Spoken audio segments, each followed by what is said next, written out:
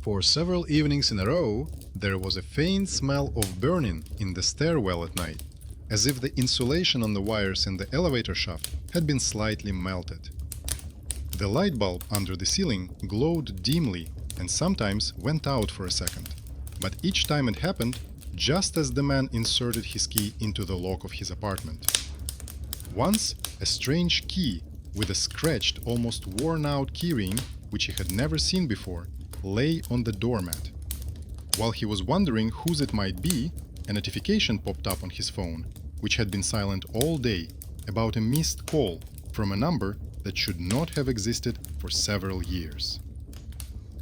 Hello to everyone listening to this story. Write in the comments where you are watching from and how you usually distract yourself in the evenings when it's quiet at home.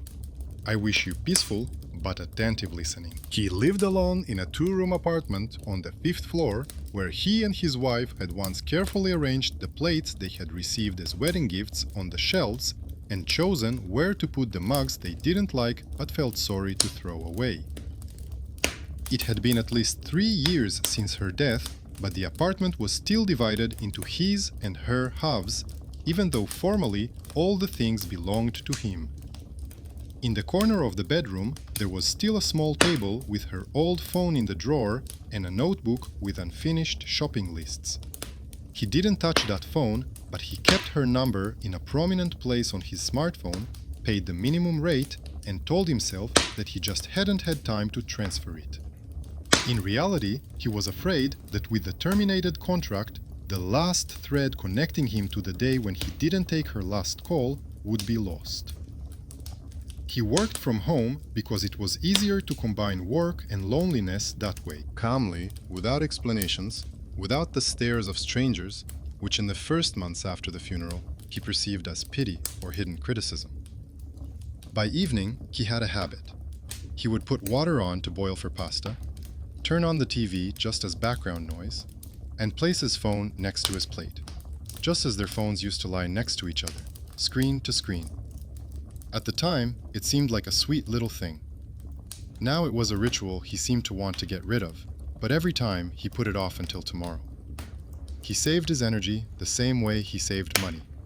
An extra step, an extra explanation, an extra visit to the operator's office seemed like a difficult task. On the day the first call came, it all started with that smell of burning.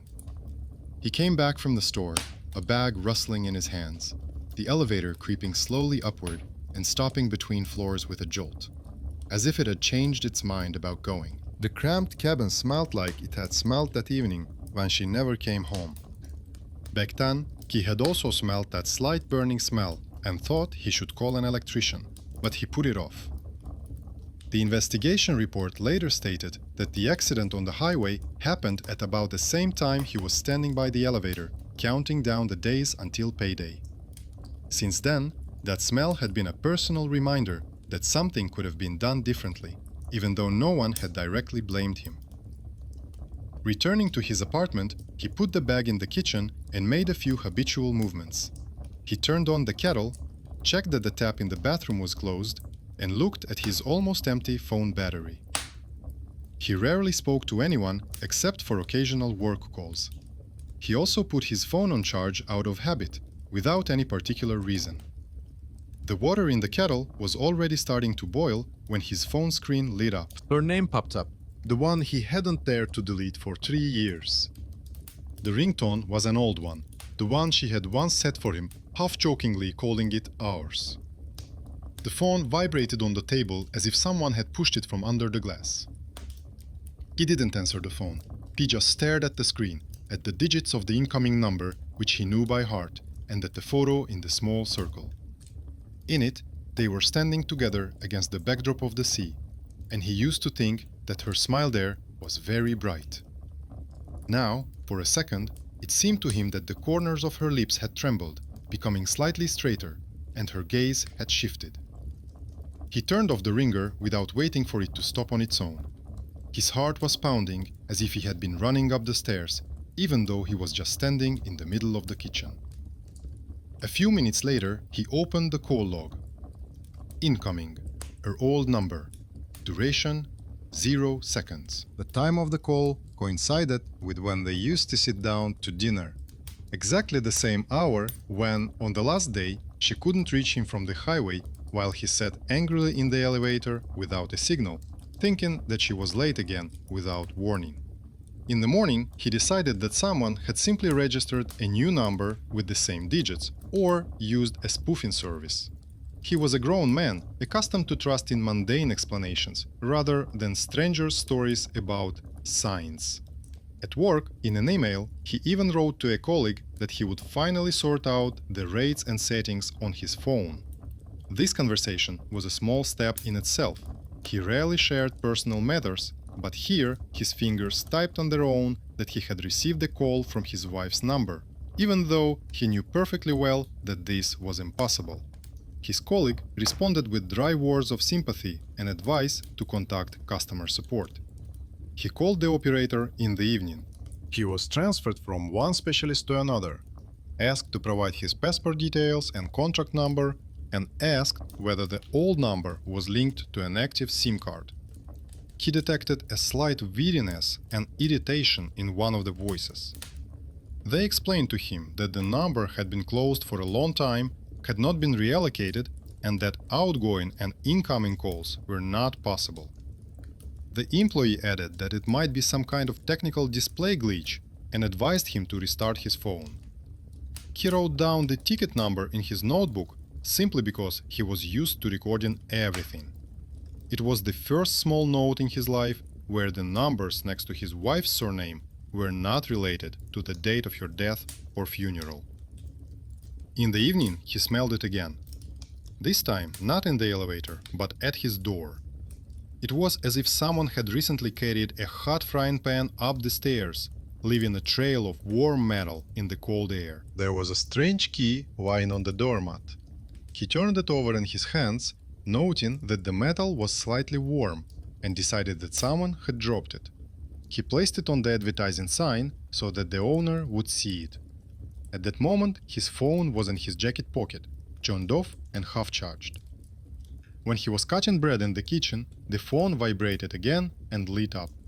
Same number, same melody. He automatically glanced at the wall clock. The hand had just jumped to the division marking their usual evening dinner time and stuck for a second, as if someone had pinched the mechanism with their fingers. At that moment, a familiar name popped up on the screen. Then the hand moved on and the call continued. He didn't answer again.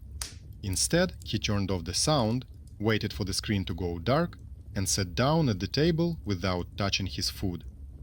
After the second call, he developed a line of observation, although he didn't admit it to himself. He began to notice that the phone always came to life at the same time when the pot on the stove came to a boil and the TV switched from the news to a series that she used to like to have on in the background. Each time before this, there was an alarming domestic sign somewhere nearby. The smell of burning, a slightly flickering light, a foreign object out of place, a foreign key under the rug, a foreign advertisement in the mailbox addressed to her name even though she had long been listed as deceased. He tried to explain everything away with the usual things. The operator made a mistake in the database. Someone is dramatically playing him after learning the story. The phone froze. Any option seemed better than the thought that reality could behave differently than he was used to. He feared his imagination more than any outside forces. If he allowed himself to think about the impossible, it threatened to bring back the state he had been in for the first year after her death, when every rustle behind the door seemed like footsteps, and every nighttime call on the intercom seemed like her attempt to return. A few days later, he met a neighbor in the stairwell, an older man with a heavy bunch of keys on his belt. The man worked somewhere in the communications field, carried an old phone with him, and sometimes climbed onto the roof to check the antenna. They rarely spoke, but now the neighbor stopped, wrinkled his nose, and said that the wiring in the house needed to be replaced because it smelled like burnt insulation. In passing, he noticed that the lines in their house were behaving strangely. The same number sometimes appeared as an internal number, even though it had long been disconnected. This conversation sounded like a casual, everyday complaint to him, but later it would become one of the most important pieces in his own scheme. He returned home and for the first time in a long time sat down not in front of the TV, but at the table with a notebook. On one page, he neatly wrote down the dates and times of both strange calls. He added a note about the smell of burning and the strange key. On the next page, he wrote down the support ticket number and the summary of the operator's response. His job as an accountant and his habit of recording everything did their job. He began to treat what was happening as a report that was still too early to submit, but already time to fill out. He took the first real step that exacerbated the situation himself. One evening, he didn't just wait for the call, but set the phone to screen recording in advance and placed a voice recorder next to it, which he had once bought for work. He wanted to catch at least some technical trace, noise, a glitch, a strange signal. When the ringtone sounded, he felt a familiar tightness in his chest, but forced himself not to turn off the call. The numbers on the screen crawled, counting down the seconds of the incoming call. He didn't bring the phone to his ear, but he didn't interrupt the call either. He just sat and watched as the tiny photo of her face flashed again and again, while the recorder blinked steadily with a red recording dot. After the call, he played back the recording. Nothing unusual. The standard sound of the ringtone, slightly amplified by the vibration of the body against the tabletop. At the 40th second, there was a short click in the background, as if someone had turned on the light in the hallway, although the lights in the apartment were off. At that moment, the background noise dropped out for a split second, as if someone had pressed pause on all the surrounding sounds. He scrolled back and forth through the recording until he was sure it wasn't his imagination or a glitch in the player. A couple of days later, he decided to take another step. He called his wife's old number himself. The screen displayed a message about the call for a few seconds, then silence. No short beeps, no error message, just a blank screen, and only the time continued to count the seconds. He ended the call and noticed that, for some reason, the call was marked as internal in the log, as if he had called some kind of service number. This coincided with his neighbor's complaint about strange internal lines. He made another note in his notebook, underlining the same word. While all this was happening, his motivation remained simple and stubborn. He was not trying to summon or hold on to the dead. On the contrary, he wanted to finally understand what was going on so that he could let go. His fear was very earthly. He was not afraid of ghosts, but of the thought that his own guilt over the last missed call had grown to such an extent that it was eating away at the reality around him. If it turned out that all this was explainable, he could tell himself that he had simply held on too long to a number that needed to be disconnected. If not, he would have to admit that the connection between the living and the dead sometimes ran along the same cables as working calls. By the end of the first week of strange calls, another detail appeared in his notebook, insignificant at first glance. Every time after a call, the light in the stairwell began to work a little differently. The light bulb came on before the motion sensor was triggered, as if someone was walking up the stairs in front of him. On one of the sheets, he tentatively wrote, "Light bulb, elevator, smoke, bell, same time." This chain of events did not prove anything yet, but it was precisely this that would later be noticed by a person whom he had previously considered insignificant and even slightly intrusive. That evening, when he finally decides to confront the source of the ringing directly, it all starts with the same trifle. In his mailbox, he finds an envelope with no return address, containing a printout with the operator's logo, even though he didn't order anything.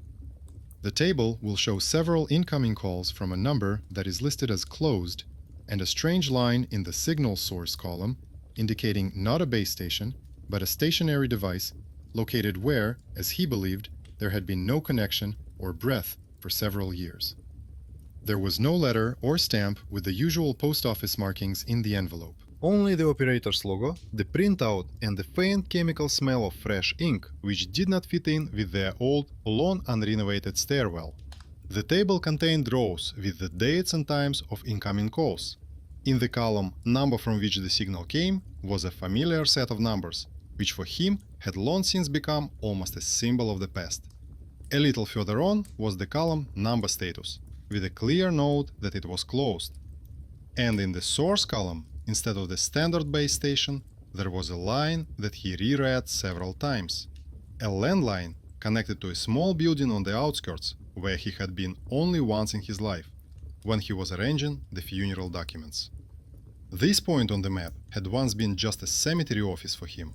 A narrow corridor, an office with a metal cabinet, a table covered with written-up journals, and an old black telephone that ran non-stop while someone wrote new names in a notebook. At that time, she deliberately turned away from the desk and the people walking toward it so as not to think that such offices existed in plural. Now, however, his own pocket phone assured him that calls from his wife somehow went through that line. He sat for a long time over the printout in the kitchen, tea cooling nearby, the clock ticking on the wall.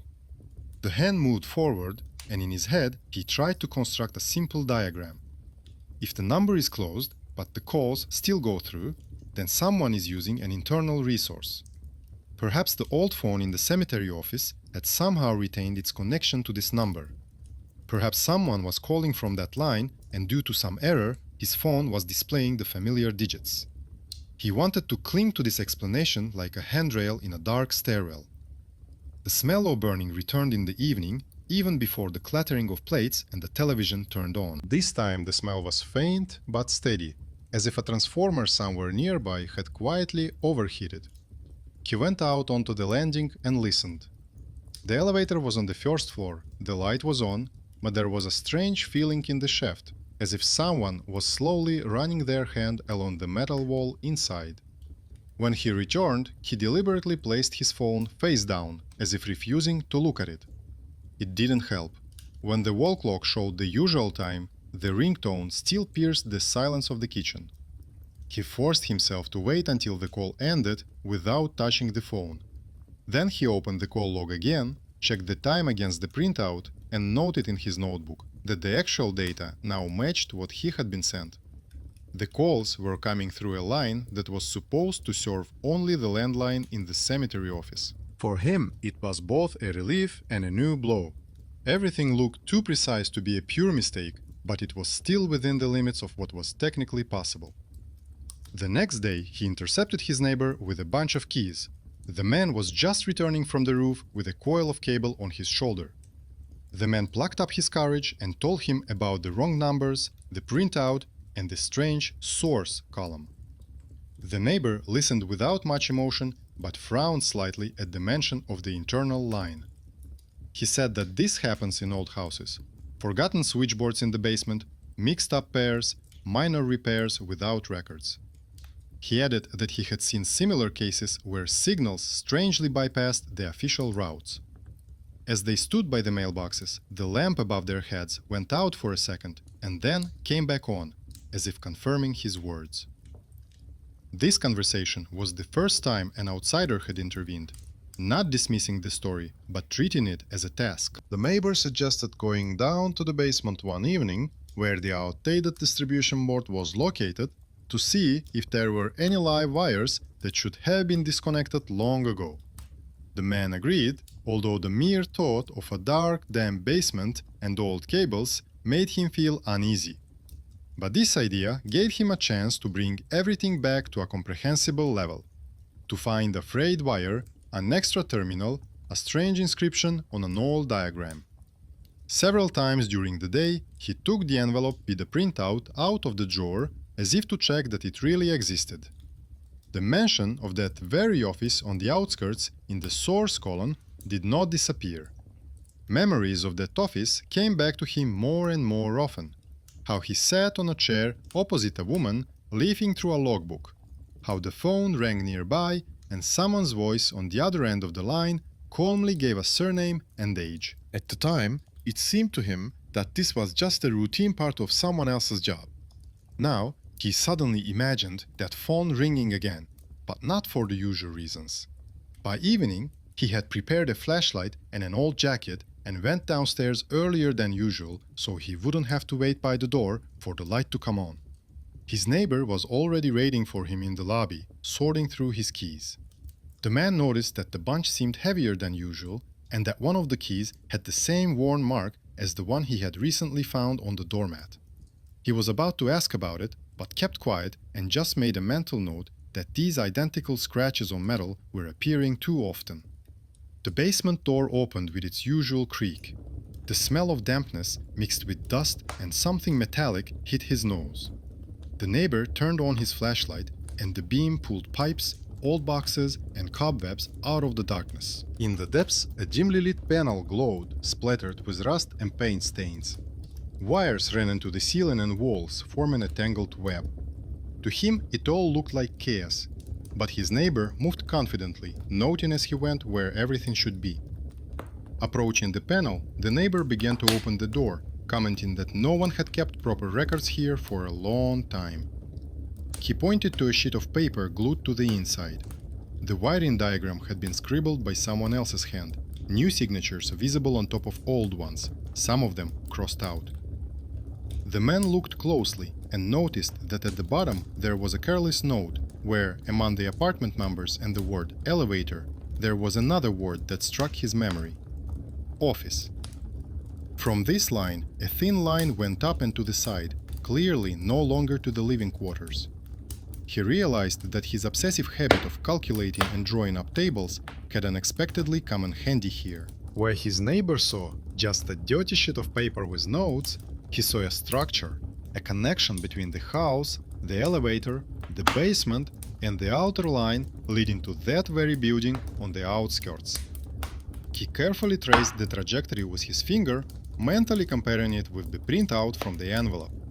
A simple formula formed in his head: an old house, a line that was not completely disconnected, a service connection to the office where deaths were registered. The neighbor noticed where he was looking and sighed. He said that such lines are usually closed, but sometimes someone leaves them for convenience, without filing the paperwork. He added that if you ask nicely, you can call someone from the service who will check and officially cut the extra cables. It sounded almost like an offer of help. A stranger with access to the basement and some experience with networks became that unexpected benefactor who could intervene with a single decision and change the course of a strange story. They agreed that the neighbor would try to find out through his acquaintances who was responsible for this section of the network and pass on the printout with the strange marks. The man handed him the envelope, feeling a slight inner resistance, as if he were giving away not a piece of paper, but part of the evidence that only he had seen so far. But then he remembered that if he wanted to get to the bottom of this, he would have to give other people access to his fragile scheme. Otherwise, it would all remain a collection of personal horror stories. As he climbed back up, he noticed that there was no smell of smoke in the basement, only dampness and dust. It seemed like a small thing, but against the backdrop of the last few days, it seemed almost reassuring. The light bulb in the hall came on immediately, without delay. The elevator arrived quickly and did not jerk. Everything seemed almost normal until he entered the apartment and saw his phone on the table. The screen was black, as it should be for a device that had been turned off and left untouched. But when he got closer, he noticed a soft circle of dust around the phone, slightly smudged, as if it had been picked up and put back down just recently, joined slightly.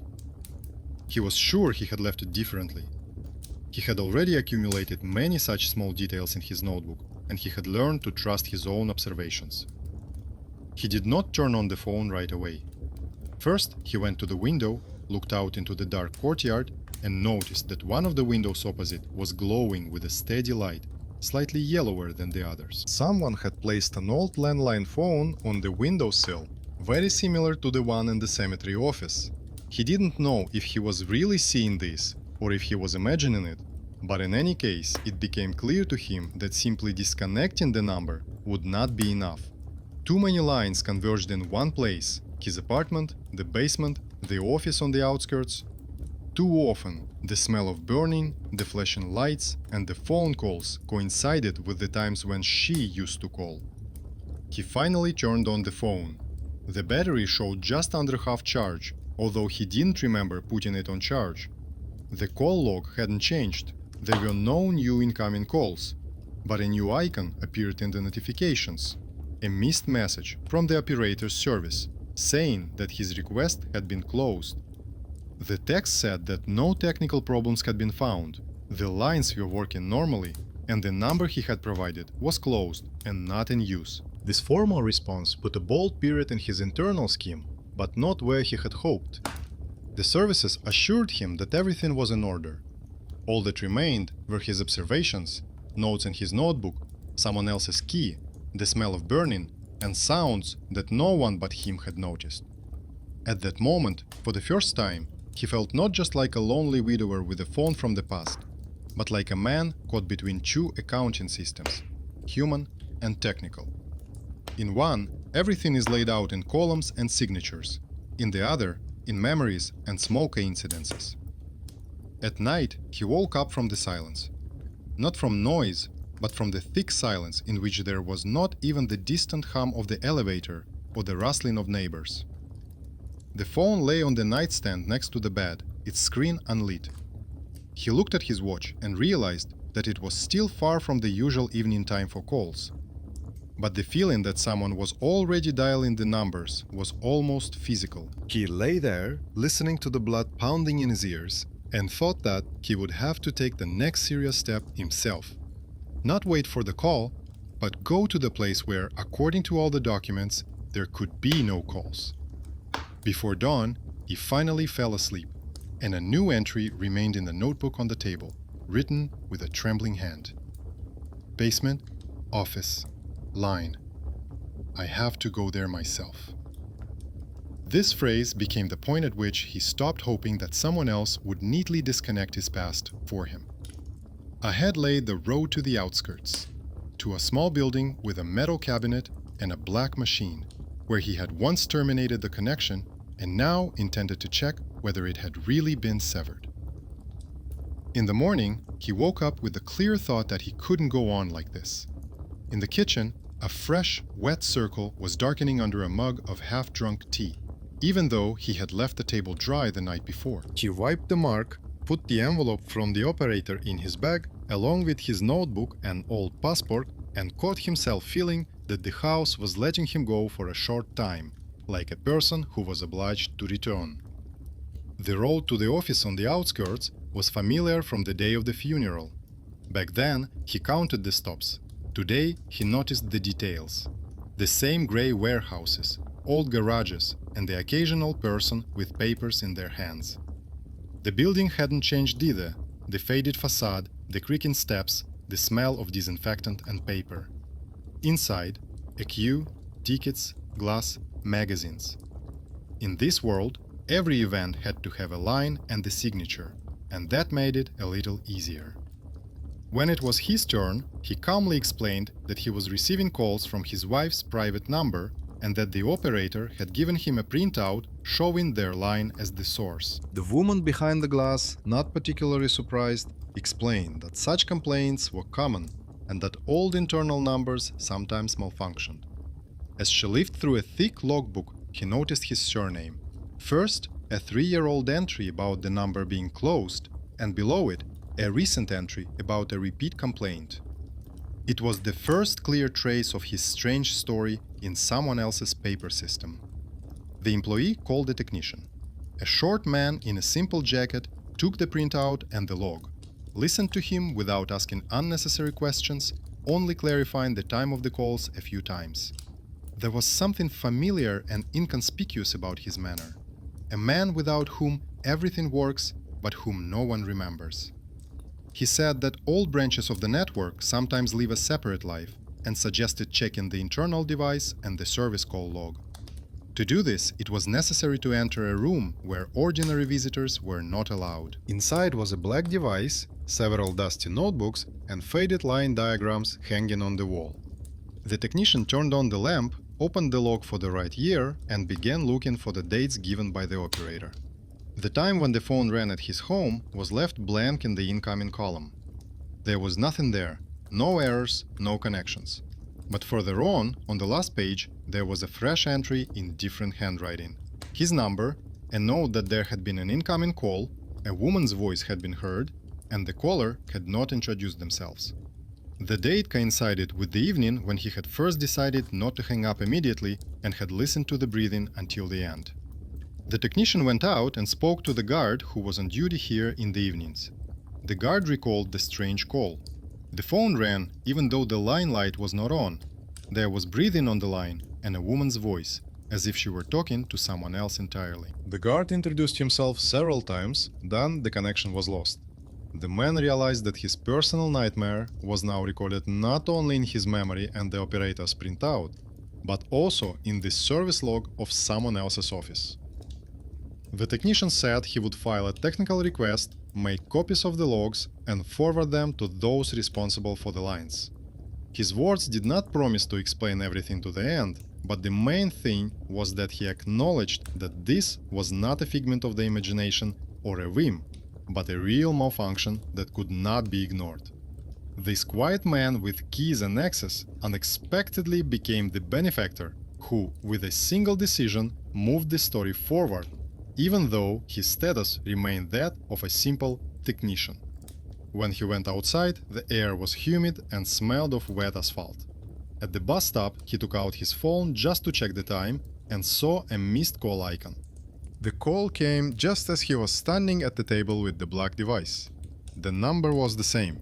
It no longer seemed like a coincidence or a simple routing error. The call was clearly keeping pace with his steps. At home, he put his phone on the table and stood at the window for a long time, staring into the dark courtyard. Until today, he had only been fighting back, running after explanations, trying to draw operators, office staff, technicians, and security guards into his story. Now it was clear that for some reason the line was following him, not their logs. The thought he had been avoiding the most became simple and very specific. Don't wait for the next call, but dial the number yourself, which according to all documents no longer exists. By evening, he had stopped doing what he usually did at that time. He didn't put the kettle on, turn on the news, or open the refrigerator. He simply laid out on the table everything that could give shape to what was happening. A printout from the operator, a copy of the office log, an old communication contract, her little notebook with dog-eared pages. The phone lay in the middle, screen up, as if it too could be stamped and the case closed. The clock on the wall showed the time he was used to waiting for the call. The hands hadn't reached it yet, but his inner anticipation was already ahead of the dial. He was surprised to realize that this feeling was almost like when he used to wait for her footsteps outside the door. Not the sound, but the knowledge that the sound was about to come. The only difference was that now he could take the first step himself. His fingers calmly typed the familiar sequence, which no longer existed in the documents, but lived on in his muscle memory like a separate road. At first, only his own breathing and the steady ticking of the clock could be heard in the room. Then there were short beeps, steady and uninterrupted. The screen lit up to show that a call was coming through, and a moment later, as in the old days, the barely audible ring of the landline phone in the hallway echoed through the kitchen. He realized that he was calling himself, closing the circle in which their former life had existed. Mobile phone, home phone, cable in the basement, black office phone. And somewhere between these points was that very fragment that stubbornly repeated itself day after day. There was no rustling or interference on the line. Only after several long heartbeats did breathing appear. Calm, slightly tired, like on those evenings when she came home from the last shift. Then the familiar words, spoken as if time had not moved forward for a minute. She said she had just arrived and asked where he was, why he was not home yet. No mystical formula, no strange voice, just the usual everyday anxiety, recorded and stuck between the lines. If it weren't for the dates on the printout, it could all be chalked up to fantasy and longing. He had broken this cycle many times before, timidly answering her calls and hanging up as soon as it became too difficult to listen. But now he remained silent, deliberately preventing the usual scenario from playing out. The breathing on the other end was unhurried, as if the caller was waiting for a page of text to be spoken, as always. Not waiting, the voice repeated the same familiar words again, and only at the end added something that had never been there before. She said that he was late again, that dinner would get cold, and that it had always been that way. At that moment, he realized that the cycle was not related to the date or the place, but to his own habits. The call came at the time when they were having dinner because it was a consistent scenario of their years together. He was always late, she was always angry and worried at the same time. Her old decision, made during her lifetime, came back with an unexpected twist.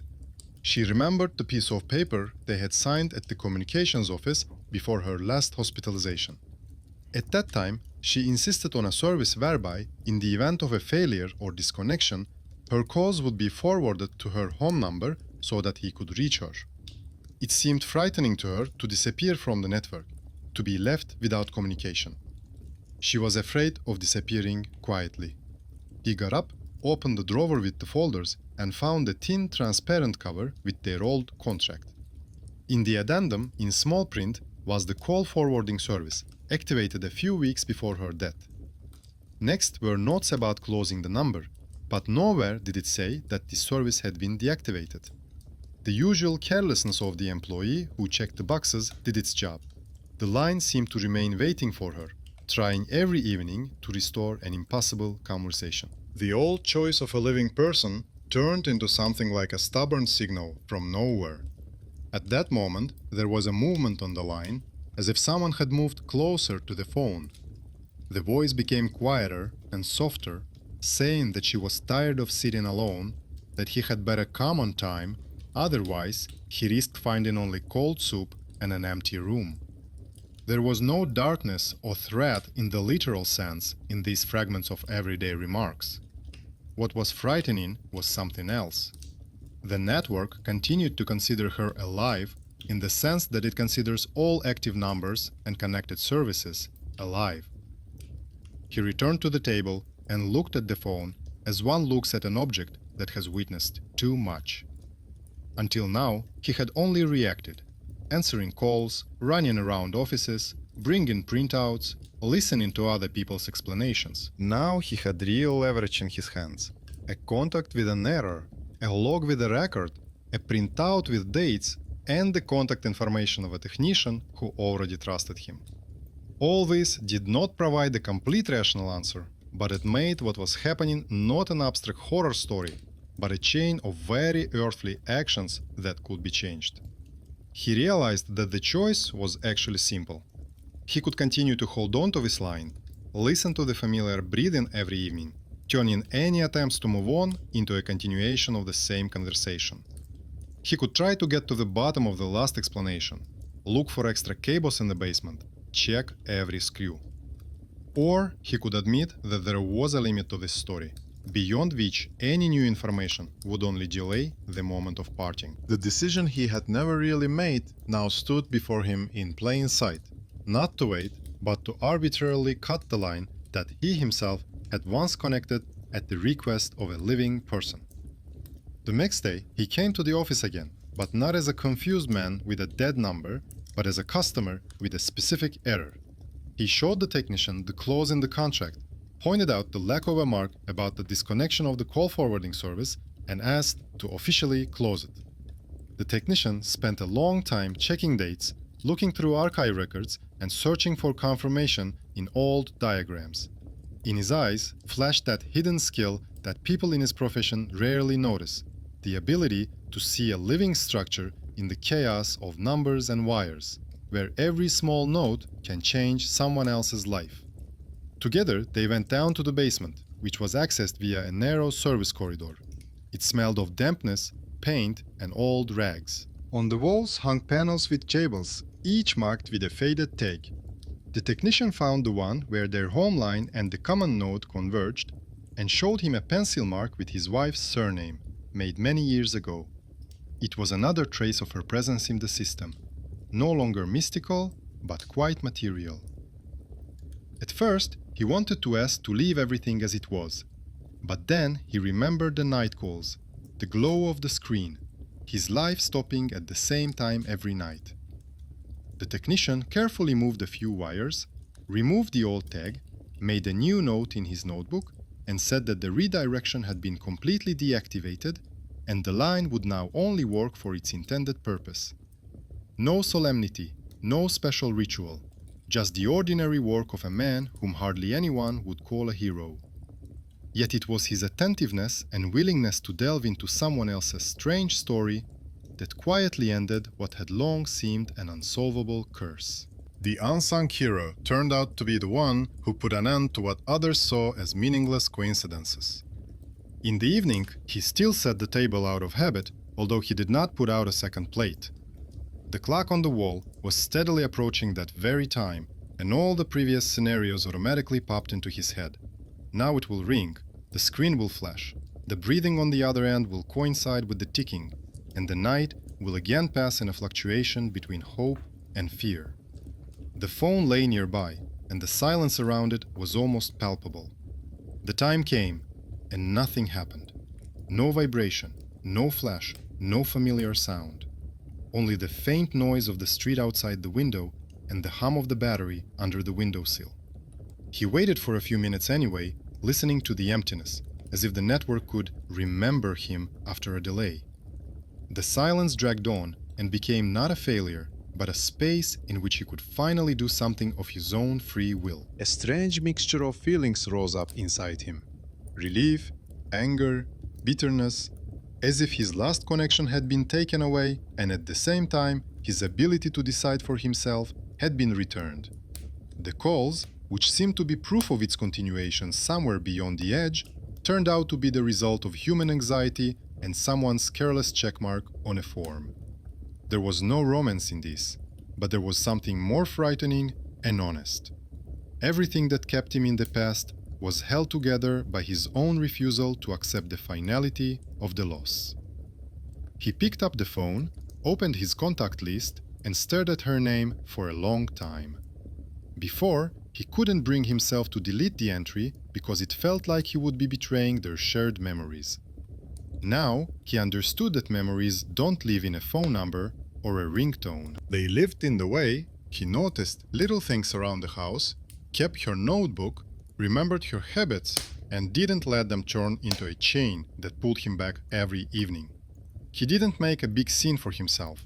He simply moved the contact to the archive, turned off the sound, and put the phone in the drawer where he kept the rest of his papers. At night, he still woke up at the same time the phone used to ring. For a second, he thought he heard a faint rustle in the hallway, but it was just the house, which had long needed its hinges oiled and its batteries replaced. He already knew that to attach any significance to this would be to build a bridge between coincidence and myth once again.